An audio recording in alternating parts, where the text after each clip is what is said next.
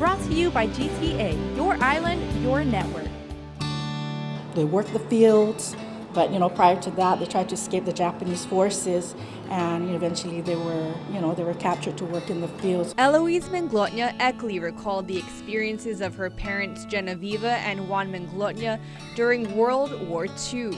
The couple was around 14 years old when Japanese forces first invaded Guam. And one of the significant stories that my mother always shared with us was, she had a brother who was, I believe, 3 or 4 years old at the time, and her duty was to carry her brother on her back.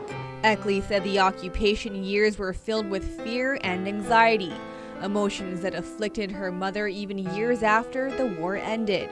Her father had also worked in the rice fields and sometimes faced physical punishment by Japanese soldiers. But even after the island's liberation, their hardships weren't over yet. Like many Chamorros, the Manglotnyas were forced to live off the land in order to survive.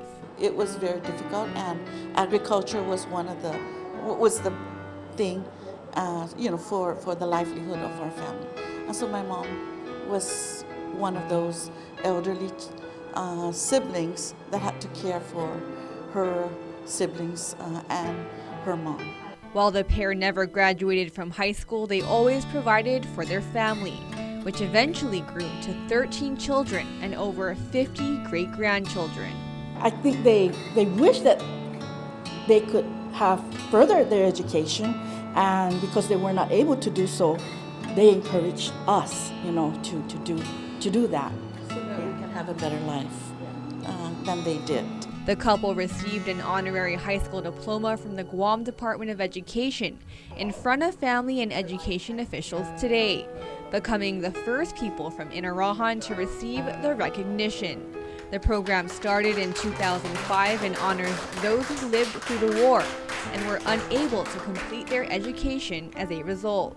Reporting for Guam's News Network, I'm Isa Baza. Brought to you by GTA, your island, your network.